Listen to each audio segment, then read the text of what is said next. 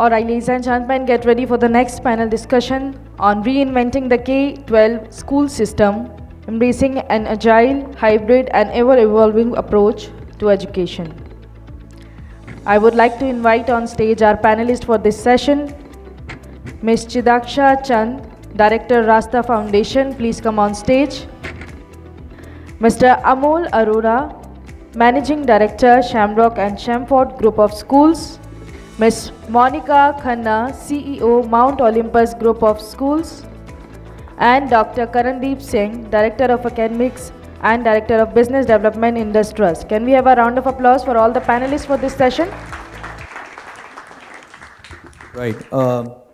Good afternoon, ladies and gentlemen. And first of all, thank you to the organizers who are coming up with a very, I would say, critical topic, reinventing K-12 systems and embracing, agility and understanding the evolution of what K-12 is. In my panel, I have people with amazing, diverse experience, and this discussion is going to be focused, it's going to be clinical. At points, it's going to be possibly disruptive because the whole idea of this conversation is to bring out solutions. We're not just sitting here to, have a merry-go-round. So the questions are going to be hard-hitting, and I would welcome your questions too. Just to give you a quick background, right after being in the army, I spent about 20 years in different parts of the country, right from grassroots level villages to the tier 1 schools. Working with the United Nations has really helped me understand what the world is actually about when we talk about education. We all have SDG 4, which is quality education, but all of the 17 SDGs are interconnected. So when we talk about reinventing K-12, I think the biggest problem, which the problem statement normally when we start a startup pitch, we say, okay, what's the problem statement? So the problem statement I would like to start with, and I would like you to take this question on, being a CEO of a group. It's a problem that we have always known that early education, from the point that when we talk about primary years, it's not just my perspective, this is research. When we talk about primary years programs, whether you're doing PYP, whether you're doing Montessori, whether you're doing Waldorf, but the problem is that right from the teacher who's hired in primary years to the way the education system is built in the primary years is more of a, for a lack of a better word, it's more of a media-based circus where parents are called in, let's have selfies together. All kinds of fancy things are done. Teachers who are teaching kids at a smaller age are never taken seriously. Their salary packages are lowest in our country. They are never given empowerment to be possibly the teacher who's teaching 12th grade. Oh yeah, that teacher is really important. But the irony is that the age between 3 to 7 is where we actually make or break the child. And the teacher who's got the kid now eventually at the 12th grade possibly cannot do much about it. So my question is pretty simple. When we talk about reinventing education, I think we have to start with understanding the pragmatic importance of primary education in the country. And we have been harping the tune theoretically a lot. But as a CEO of a group, what are the solutions that you think can genuinely happen? Not on paper, but on ground. Hi everyone, I'm sure I'm quite audible here. I was actually standing there because since morning we are sitting, and we being all leaders, we don't generally have a habit of sitting so much. We generally roam around.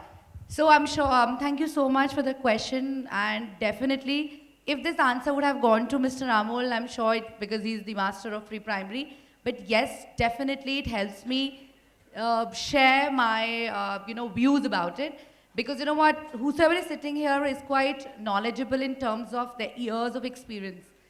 I'm quite young to begin this journey where I've come with a lot of learning, being a teacher, being an admission person, a strategic head, then a budget person, then an academician. I've long way come, right? And now I'm here. So, when I'm in school right now, Mount Olympus, which I began like 7 years back, I launched. So we were doing with our journey last year, like after this COVID-19, we got to know that the school is doing really great. We should rather kind of expand, go to different places because people are enjoying us, they're loving the kind of warmth, the kind of energy the school has. It's small setup school which is with a 3-section where we can individualize, give attention to everybody. You know what? When we actually started working on that, I actually went into each step, and that is what I'm doing right now. What question you asked me? Because you know what? In this journey of just grasping more knowledge, getting more people, adapting to new vendors, new technology, I think we're losing down what is the real thing. So what sir has asked me, yes, it is a problem. The junior classes, the pre-primary, the foundation years as per the new NEP policy is the most crucial one. We genuinely take teachers which are of less, knowledge. Even an entity is being taken for this thing, but no. The maximum amount of communication, what happens to a parent, is at this time. So that means your teacher which you're taking has to be well-spoken, well-read. They should actually have the right amount of knowledge to talk and share to the parents. And they should be the one spokesperson and ambassadors of school who could actually speak about your school, the vision. And I think that's where we are losing. So yes, we'll go question by question, but we are ensuring that the teachers who are coming there are the best in terms of the knowledge and the experience who comes there. Because this is what we are actually have to showcase to our children further, because they are the ones who go. In the middle, from grade 3 to 8 is generally when we lose out on kids. Then again, take our children reins in 9 to 12. When they have to get into the universities, we have to send their profiles. So yes, we are on that journey of creating the good level of absorbing good teachers in all these areas. Thank you. Thank you so much. Very well articulated. Mr. Marul, the next question is to you, sir. I mean, you've been the managing director of the SHEMROCK group for quite a while, and a lot of transformative elements have happened. So I'm going to throw 2 words at you. One is called transactional, one is called transformational. And I wanted to understand your perspective, being the managing director of SHEMROCK. Have you faced or have you thought about ever the existential crisis of K-12 as an ecosystem becoming redundant in the possible 20 years or even 10 years because we are not able to possibly evolve, or we are not able to possibly train our teachers or invest in our teachers, forget the word train, invest in our educators to be the actual leaders? Do we keep the ball and chain mentality where we tie them down that, okay, this is the way it's going to happen? As a country, we are always focused on the end result. Okay, if you got 98%, so yeah, you're excellent, but if you got 86%, there's a problem. Do you feel that there's a problem which we had in a society right from the 80s? Has it come back to haunt us where we're more interested in the result of the neighbor's child than our own? And is that affecting you as a person and also, as a leader in the industry? And as a parent as well. See, first of all, is K-12 education, fundamental question, is K-12 education right for today's world? Absolutely not. Our role basically ends up becoming coaching institutes to prepare for that one exam, the class 12th exam, through which our students go into higher education. That's how schools are judged. I have seen on WhatsApp groups, parents preparing marks, kitne class ke kitne bache marks aaye, and that's how they're judging which school is number 1, number 2, number 3. So there's a clear problem because I'm opening one school every week, right? So that's the kind of growth. So I'm always in the hiring mode. I'm taking interviews 1 day a week is just in interviews. On one hand, I'm teaching 60,000 children in our schools. On the other hand, I'm hiring. And the skills that I'm looking for are not the ones I'm teaching in my school. So now there's a problem. I don't look at their grades, don't look at their marks, I look at how well they communicate, how well they can work in a team. So clearly there's a big problem right now in education that our school system is not relevant. It's not even relevant in today's world. Forget about future. आज भी हम बोलते हैं mobile बार छोड़ के आओ, chat GPT से copy मत करो. What world are we living in? I think because for the lack of a better alternative, we still want the standardized test. You said 20 years. I say couple of years. Schools are going to change drastically, and AI is going to change everything. I think already there are a lot of people from higher ed here. students are already questioning, what is the need for college education when I can get a course on Udemy for 500 rupees? Why do I need to go to college? Kids are already saying, and I've offered this to my son, that's what I'm saying as a parent, that if you don't go to US, you save 2 crore rupees, that is my seed capital for your business. And study in India or Udemy or wherever you want to study. So already higher education is already facing that right now. Kids are getting role models. The founders of Zepto are college dropouts. So we have role models out there that you can be a college dropout and be successful. Same things coming to school as well. Now school, we are getting complacent कि COVID में we realize कि नहीं school के बिना तो काम नहीं चलने वाला. But I think our role as educators is going to change drastically in the coming years thanks to AI. I think AI is going to personalize the learning journeys. Because why are we focused on, the fundamental question is, why are we so focused on class 12th as a society? Because there's no alternative. Colleges के पास इतने applications हैं, how do they shortlist? They have only one tool, that class 12th exam. If there are tools which can judge which student is capable for which course, that matchmaking is more holistic. I think there will be no need for class 12th examinations. I did mechanical engineering, मुझे क्या machine से प्यार है? बिल्कुल नहीं प्यार था. That was my rank in my college entrance that I could not get into electronics. I didn't want to do civil, so my choice was mechanical. I have no interest in mechanical engineering at all. आज भी करने के बाद 4 साल पैसे बर्बाद किए मैंने सरकार के. So the whole idea is, I think fundamentally schooling and college education is going to change, and AI is going to be the driver of that. And because it is irrelevant today, kids already feel that they enter into a new world when they enter into our schools. कि बाहर की दुनिया अलग है, हम अलग हैं. Schools are not changing, AI is going to make us change, and we better be ready for that change. Yes, absolutely. You put it in a very pragmatic and a very, I would say, candid manner. So thank you for sharing it in the right format and setting the tone. Ms. Chand, I'm going to come to you. Someone who's building an ecosystem which is what we normally call going against the wind, like the conformity of what education is about, that, okay, it's going to be this way and this way.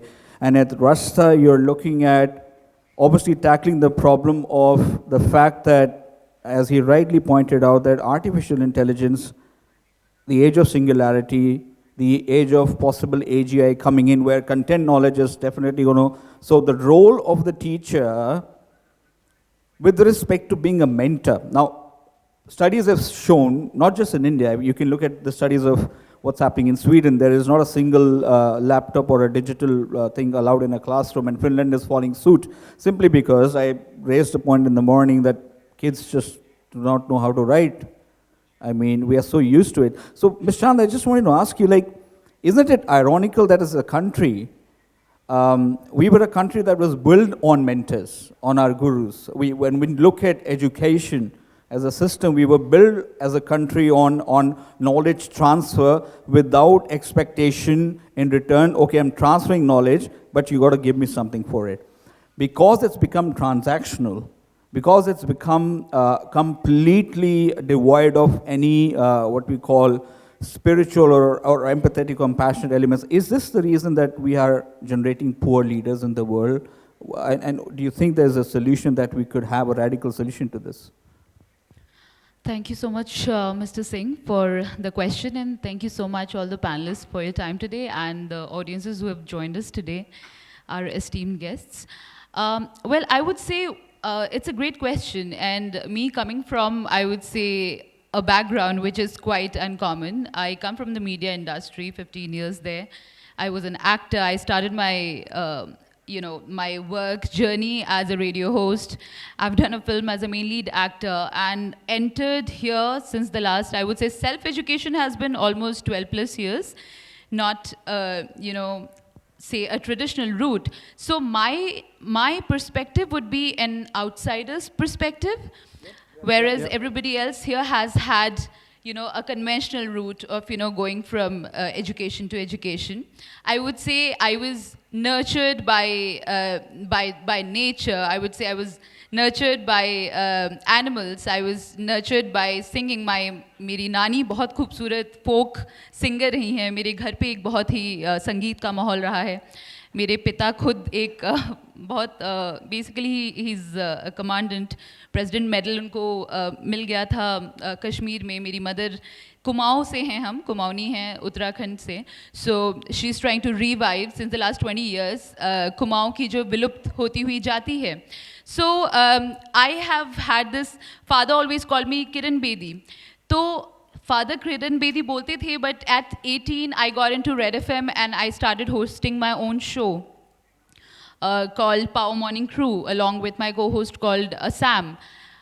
All my friends were getting into engineering. They were becoming doctors, leaving India, going abroad, doing, and it was perhaps their passion, perhaps, but how could 140 crores of population in India could have absolutely same assembly line, dreams? And since I've lived that life, and it's not an easy life, let's say that, like you take education and perhaps, you're doing your higher education and perhaps at 21, you are, getting trained in one of these companies. And while when you take upbeat careers, it might take you longer. The journey is, there is no map road for it. There are no gurus over there. So me having lived that life and yet sailed and soared, fortunately, unfortunately, my first ad was being directed by Mr. Ram Advani, who did a film called Nirja. He's a national award winner. And it was not because I had any connections, because I just threw myself. I thought 3 saal within the cabins of the radio, little room, how would I explore my creativity? Let's go to Mumbai. I had no relatives. I had nobody there. Just plunged there. Went, asked people. I thought I would be Discovery Channel ki, one of those, because I grew up watching David Attenborough. If any of you all have seen any of those Discovery shows or any of those National Geographic shows. So I thought I would go there and do that. It took longer, and I got into acting as luck would have it. So when you ask me how important is the role of a traditional guru-shishya ki jo parampara aati rahi hai hamesha, I would say you can never take it out of the universe and the scheme of you would say how the world works, even 100 or 5,000 years down the line, because you cannot take out the consciousness part.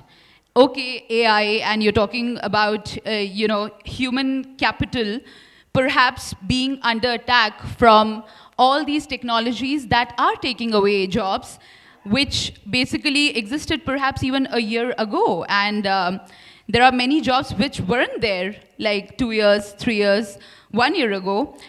Indian education system, fortunately, unfortunately, as I understand it, I have not pursued, I did my master's in philosophy. That was a distant education. I didn't pursue a typical education, but I do understand that it's 20 years behind, unfortunately or fortunately, It's 20 years behind. They are catching up, finally, of course. Like, we cannot just point out the pits without showing a solution, but I think it's so important to teach our kids things which are deeper. Of course, you have to equip them with where we are headed, which is the technological transformation, but can you do it with low consciousness? Can you do that? Why don't we also highlight and talk about Adolf Hitler? Why don't we remind people of the dark history that we have had? Because we need, as you talk about, the Gaza situation, the Israel situation, the Russia-Ukraine situation, okay, they are trying to self-delude themselves with the Instagram Reels and the Facebook, 2 million followers. But who are to inculcate those values of the darker forces which do exist? How do we transform their hate, their jealousy, and the competition which is so deeply ingrained into the system? Do we have students coming out of colleges thinking that, oh, all right, I'm doing it for the love of it. As Sir said, I don't like mechanical, and I understand that. But, he's an esteemed gentleman. He's had a very prolific career, and he's, coming from that perspective, and it's completely personal. But there's so many people who are doing things just because it will fetch them livelihood. But are we teaching them how to live? The question is, that's the question. There is livelihood, but do they know how to make a living is the question. Like, how do you live with love? True. keeping the competition out. I think to bring your point home on the index that was done a couple of years back, we are the third lowest when it comes to the happiness index. We are the most on the happiness index out of 150 countries. We are the most, we are the unhappiest country in the world, bottom 3.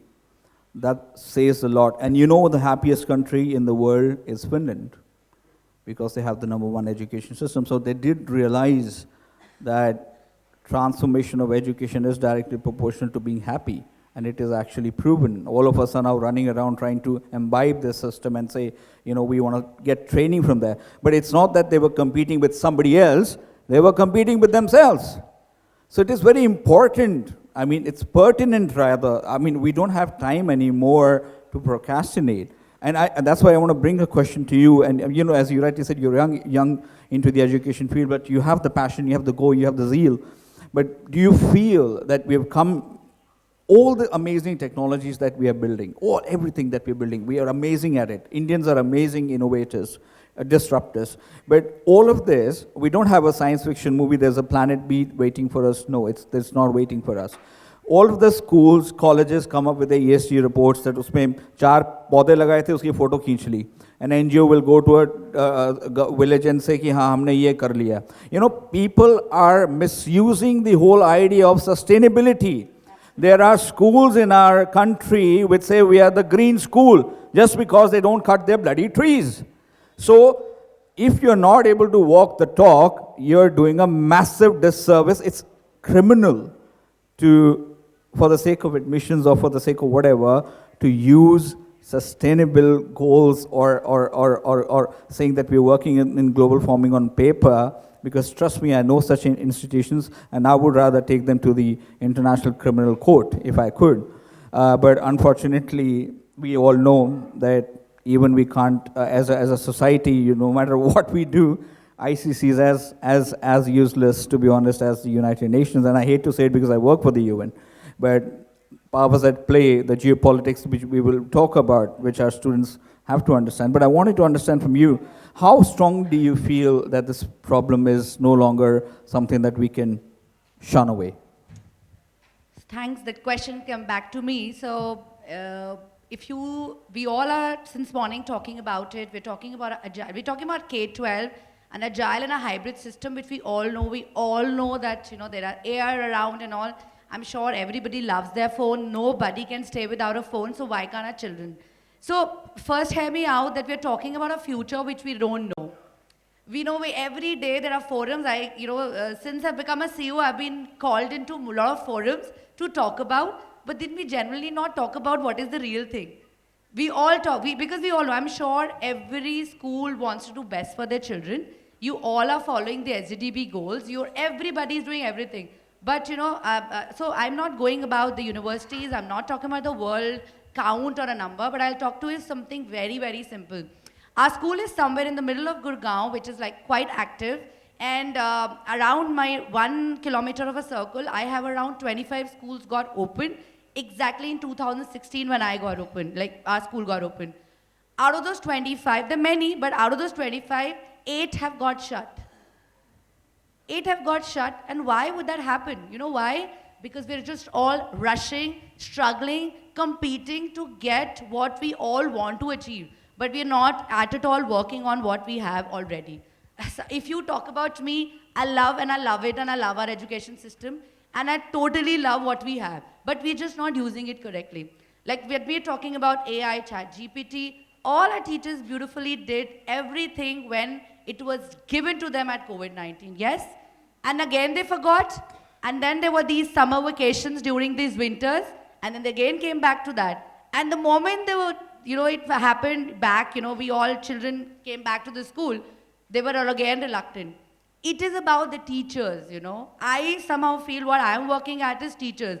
Now today if I talk to my teacher and ask them, okay, get me a paper, they will still get a paper.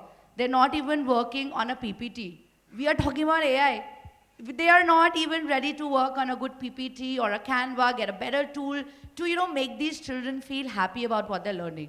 So I think if we just be there as leader. If I am a leader, I have to learn it myself. You know what, I'm sure the K-12 owners and directors who all are here, we all use ERP, a normal communication system in our school. We all pay for a buffet, but I'm sure we only take a dessert. We hardly use it 20% or a 30%. But you know what? We have to only ourselves make that change. Then only those children will learn. We're all talking about learning, we're talking about children. How will they do if our own teachers are not able to do it? And they will not able to do till the time we tell them. Tell me, sir, can they do it? They cannot. We're talking about all high-fi fundas, but we're not taking what is the real thing. And I'm telling you, as a young person, I'm just working on that. I am super happy to what I have. You know, I am not. You know what, today on LinkedIn, because of course I'm active, I go to people, they talk to me.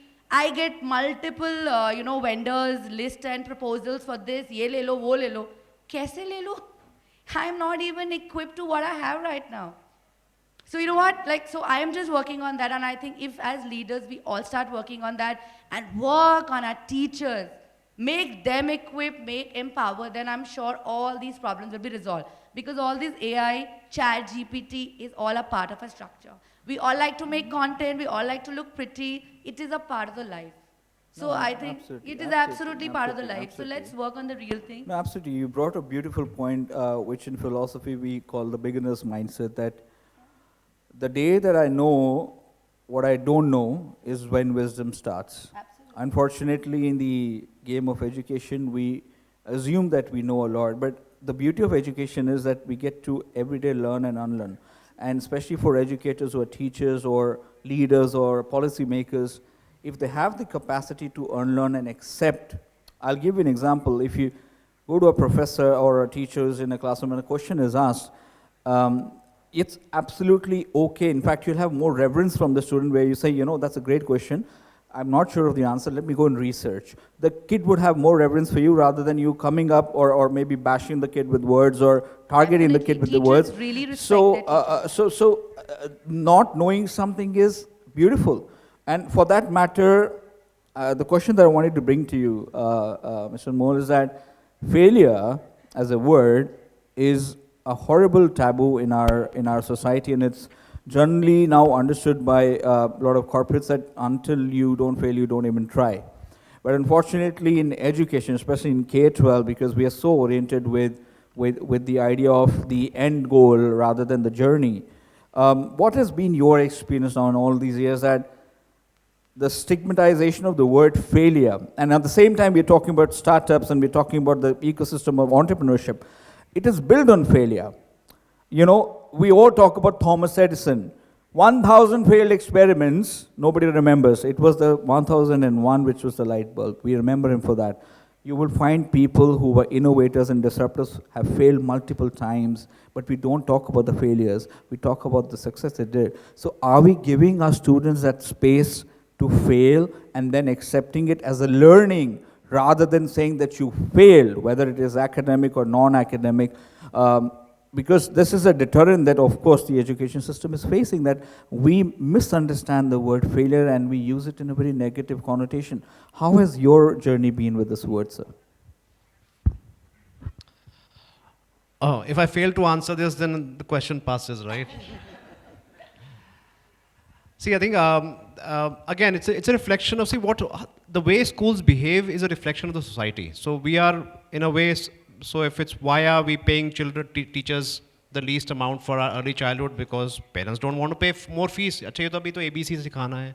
Why? So everything is a reflection of the community that we live in. So why are we? What are schools doing about failure? It's the same thing every parent does. I mean, उसके कितने marks आए ये बता पहले. पापा उसके भी इतने आए. Kids also justify. My friend also got low marks. So I think failure as a word is something that we are not training our children to handle.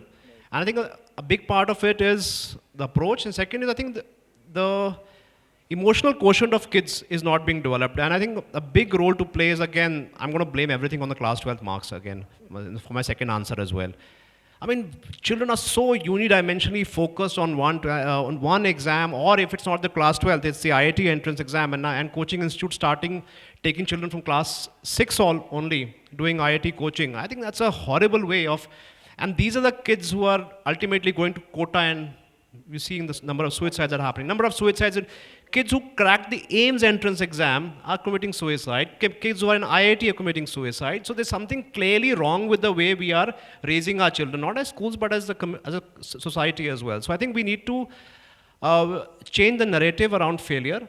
Let it be called experimentation, let it be called something like, and celebrate failure as well, as more of what did we learn from that? But that's not our approach. Aaj bhi parents are involved in the cheating process when it comes to their children. We look at assessments as something which is a rat race, rather than looking at assessments as, which is a reflection of your capabilities, of understanding where you need to improve. Even for grades which are not going to be counted anywhere on your mark sheet, leave alone the class 12th marks. Class 7th के marks में teachers, parents are putting pressure on kids to perform at through means जो जैसे वैसे करके marks आने चाहिए. I don't even understand why those grades are important. Who's going to ask you in your job interview or even in your college कि 7th में आपके SST में कितने marks आए थे? So I think we need to understand, and that's where the role of, now how do we solve it now? We can go on complaining about it, I can go on being negative about it. How do we solve it? I think people who are aware of this, especially schools and educators, need to start this conversation with the parents as well. Right. Okay, this is what we plan to do, and it's okay to let it be. And why? What is the purpose of assessments? If your child fails, let it be a reflection. अभी 4th में अगर 5th में marks कम आ गए हैं, तो there's time to correct. अच्छा हुआ ना fail हो गया, या फिर 12th में हम pass करते जाएंगे and suddenly he messes up his class 12th examinations. So I think we need to, schools need to change that, and that's where the responsibility of schools is. So everything that you're talking about, the problems that are coming, I mean, parents are going to be parents. If you educate them, explain them why you do, people start coming around, and people have done that. I've noticed changes, and one of the biggest changes I noticed in our society was that movie 3 Idiots.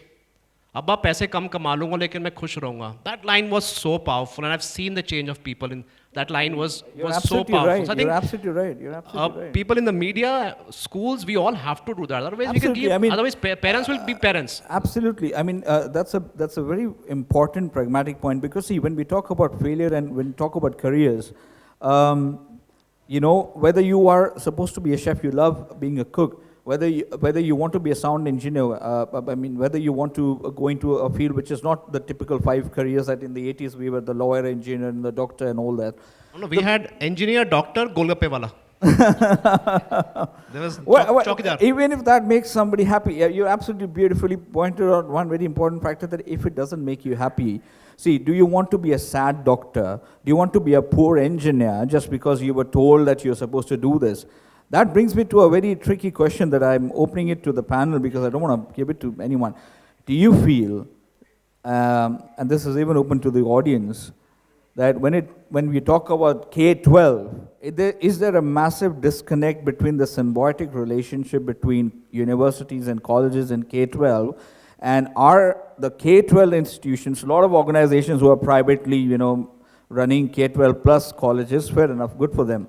But is there a massive downplay, or are the K-12, you know, education looked down upon, that you're just doing school, we are the ones who run the real deal, you know, the universities or whatnot?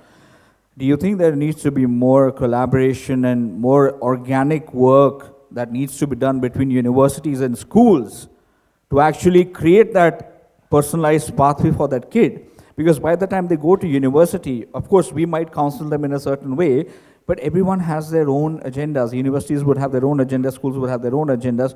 But are they talking? Are they talking? Is the marriage working between the school and the college? Or are they in this unspoken separation going towards a divorce? Or has the divorce already taken place?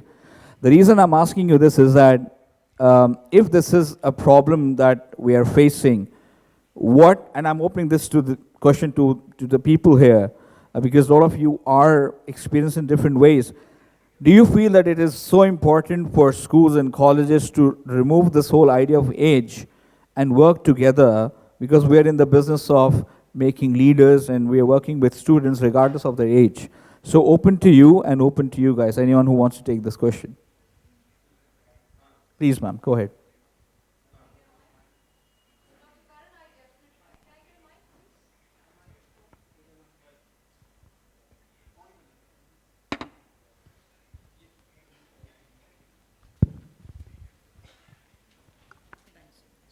Thank you. So great panel discussion and great questions, and you know, coming out straight from the heart, like a lot of emotions, which is highly appreciable. And so thank you so much. And I'm very happy to say that, I'm seeing probably for the first time in a higher education, this kind of a setup, also people representing K-12. So that itself is something that is, creditworthy, and, I applaud the organizers for that thought process. Having said that, Dr. Karandeep, you are exactly, when you put that question across, that are we disconnected? Definitely we are. Absolutely, 100%. For colleges and universities, the only people who matter are the 11th and 12th standard students. And in some way, if they have an undergraduate degree, and in some ways maybe 9th and 10th also these days. So there is a disconnect from the rest of them, kind of, we don't even know what's happening to them. So the K-12, completely the formative years, the K-12, and then coming to college, and then from college, so that we are all working in silos. K-12 is working on its own, primary, middle, high school. Higher education is working, undergrad and postgrad is working on its own. Corporates are working on their own, but we are all catering to each other. We are all feeding into each other. But we don't we are all working on our own things. We have our own objectives. It's very, very important to all of these to come together. I think in one of our earlier discussions, we talked about that our methodologies, we are killing in one way, and then we are encouraging the same set of tools in another platform. And there is another platform of corporate which couldn't care less. Whatever you learn, come and tell me how much business can you get. Parents want, we've spent so much, how much ROI can I get out of this? So there is a big disconnect, and we need to work together on this. Oh, absolutely, you beautifully put that. I'm just throwing one question to one panelist, and then I'm coming to you, sir.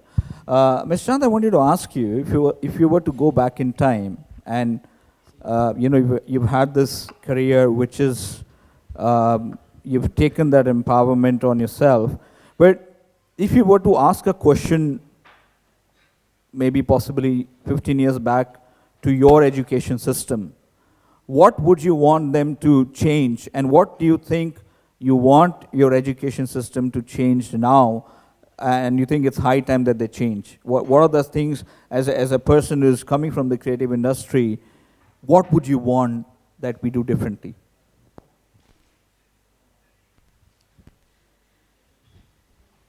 I think it's a living question, Karan, because, and it's not a question only to be put forward to the education industry. It is a question to be put forward to the corporates, to the social sector, to the creative industry. It's a question to be put forward to every living human being, whether they are, they have a CTC which can buy them villas in Hawaii, or whether they have taken an offbeat path and perhaps trying to be a musician, or perhaps trying to do something in robotics, and perhaps grow plants which will not kill people. I think it's a living question. The question to be asked is about what is to be done so that, okay, AI is going forward. Can we go back to the roots? While going ahead, can we also not forget the likes of Lao Tzu, the likes of Socrates, the likes of Bulle Shah?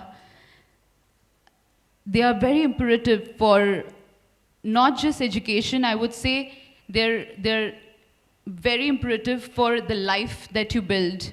And everything is a brick, Uske baad aap phir Taj Mahal banaiye उस brick के ऊपर, या तो फिर आप hotel बनाइए, commercial.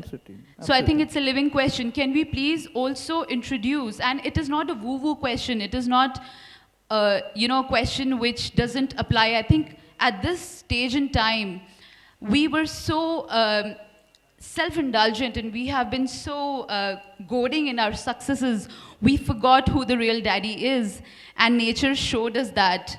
In COVID, we thought one virus. But did we learn from COVID? One virus. Did we learn from COVID? Yes, one virus, it took over the entire world. Did we learn? Did we learn from it? No, we haven't.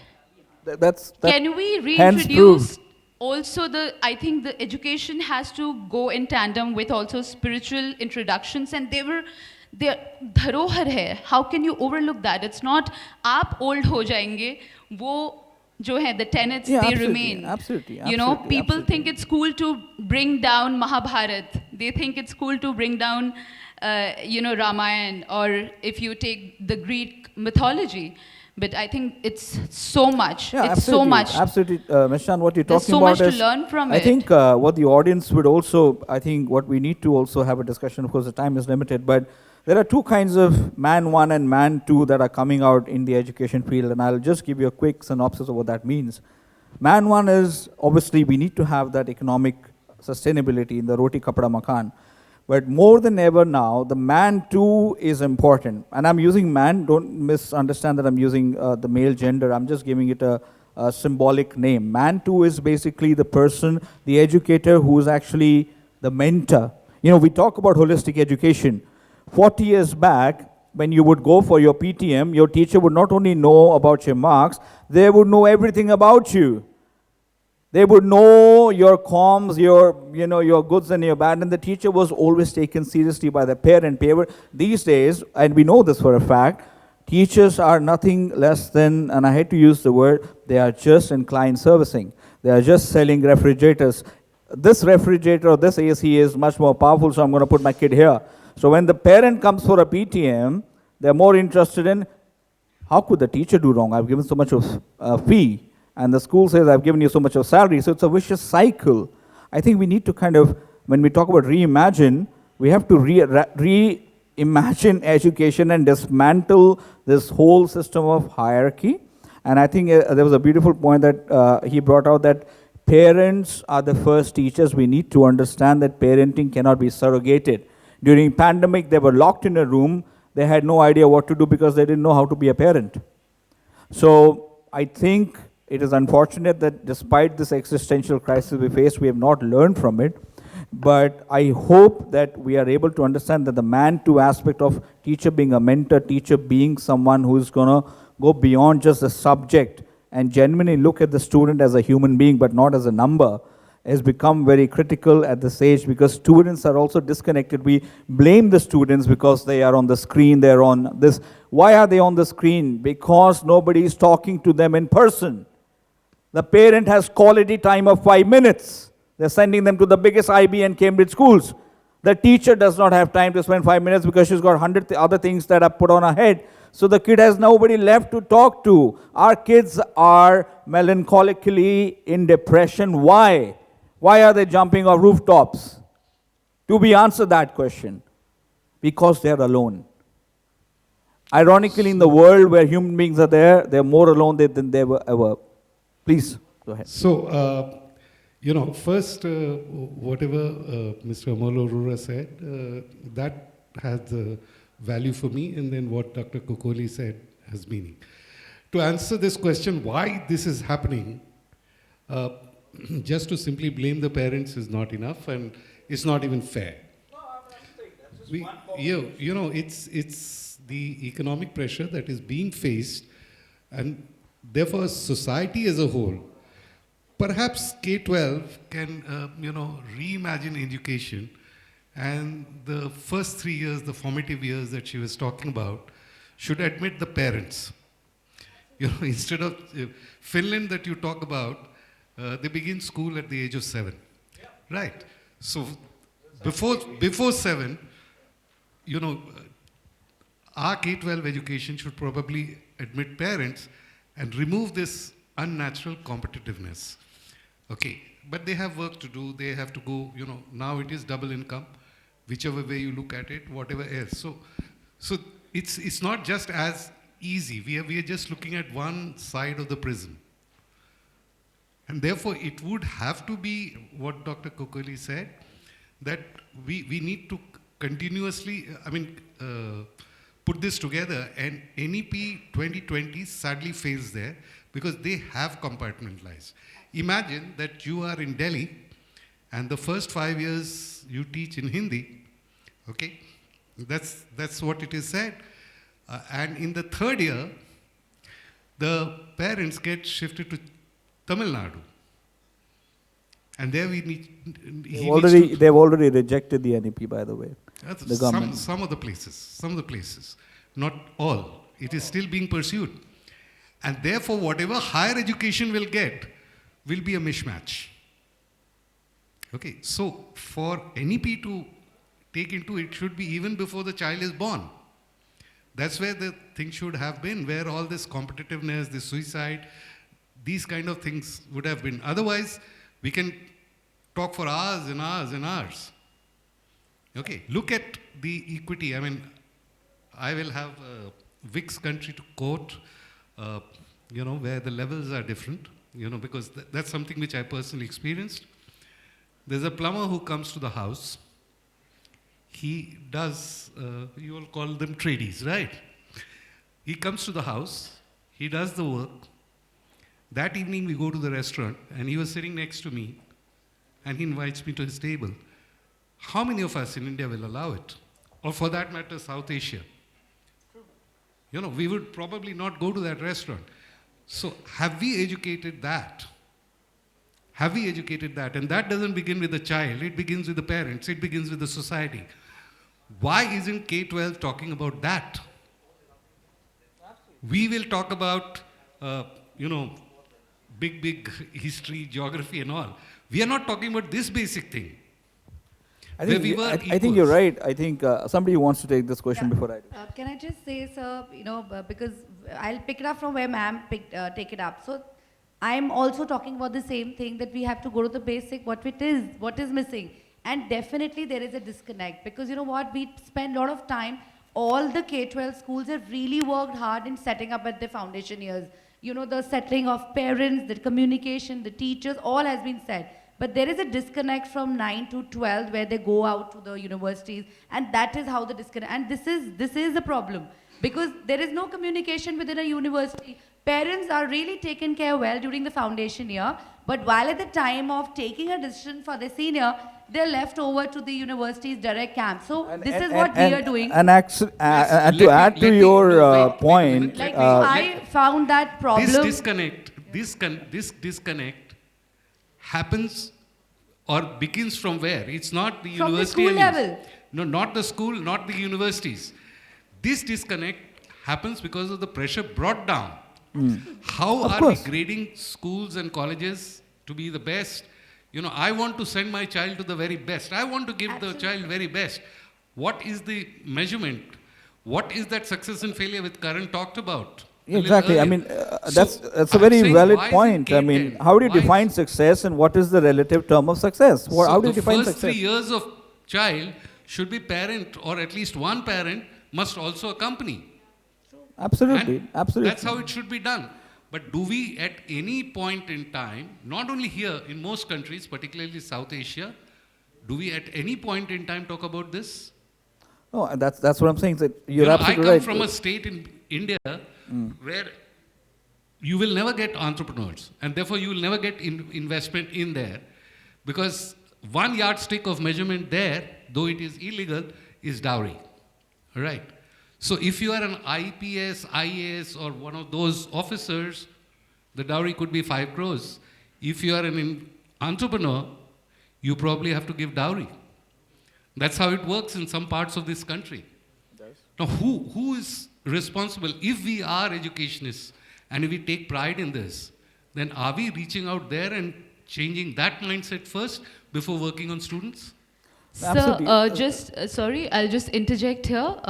Very beautifully actually laid down by you, and just taking off from that trail leaf that you said, that who's going to address, right? You said at the end of the day, you said the first 3 years, perhaps the parents should accompany the kids to the K-12 system, like the building years of them.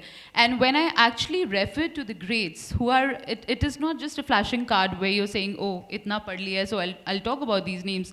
I think there's great wisdom to be drawn from the tragedies of our history. I think when we talk about the Greek mythology, or if I'm even mentioning Mahabharat, essay stage mein, don't you think our life is just, it is akin to what's happening there? It's the same stories being repeated time and again. So if families, if on an individual level, if husband and wife, because before they are husband and wife or a daughter or a father, they are an individual. They have an individuation journey. So I think if they equip themselves with what has come before us, see, life can never prepare us for the failures. हम उन्हें भेज दें school, colleges में ये सोचकर कि we'll make them 98% के बाद भी the most successful. We know कि कितने लोगों के businesses, MSMEs, how they have suffered during the 2020 pandemic time. So many businesses don't exist anymore. So life can never guarantee us with the success trajectory that we so desperately look for. It is time and again shown to us, we can have tools, we can have those parameters and the metrics by which we can attempt to go ahead and actually success rate usse aa bhi sakta hai. But then there is a possibility कि कई चीज़ों में, and not many people talk about those things. The point that I am trying to make is, have we looked at that part? Yes. So, no, absolutely. I mean, there's a good Yes. word you brought in. The key word in your nascent word is the stage. we part. The we part. The we part. The we part is important because it is very important to understand that we starts with me. So, am I looking at it? Am I looking at it? Am I looking at it from am I getting my hands dirty? Am I making sure whoever I am, my designation, my this, my that, but am I willing to get my hands dirty? You know, in our country, we're still the same country where beggars are beggars and owners are owners. That disparity, it's absolutely okay to be living in this country and saying, "Ye chalta hai, this is how it is." So, am I looking at it? Am I looking at it? Am I looking at it? Please think about that. I think we've run out of time too. Question about, see, practically it's not possible to call parents all the time. But I'll tell you how we're doing it. Since I run a chain of preschools, about 300 branches of them. The whole idea is to orient them, number one, talk about your vision. Secondly, you cannot call them regularly, but what you can do is give them home learning activities, which make them interact with their children. So when they start interacting with the home learning activities the school is doing, they build better bridges and there's more engagement with the school. And that's how then you call them on the parent-teacher meeting, you do orientations because you have to work within the limited time. There's no practical way of calling them, say, usko bhi admit kar lo. No, it's not practical. What we're doing is to ensure that parents also are engaged in the child's learning. So there's a partnership on both sides, from the school's end, from the parents' end, and that's how we educate the child. We build a positive approach towards learning. At the early childhood stage, that's all we do. We ensure the child loves coming to school, and that's what progressive schools do. What you said was that you should do that. But should to bahut kuch hona chahiye. I'm giving you what is possible and what schools are doing, and where we add value is why Finland model will not work in India. In India, it is required, this kind of education. What I'm saying is that you have to understand why this issue and whatever you are doing is beautiful. I mean, good initiative.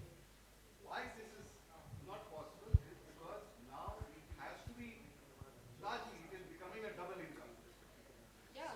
So that's why you make it part of their lifestyle, right? You cannot. So fine. That means education. I'm not really saying that they must come to the class.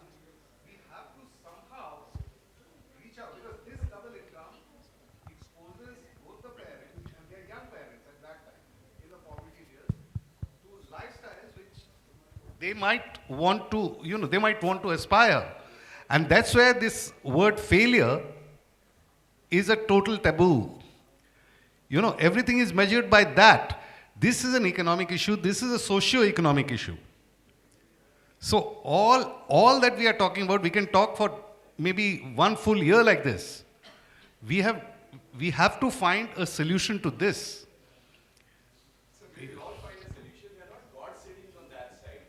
But we are, I'm just. No.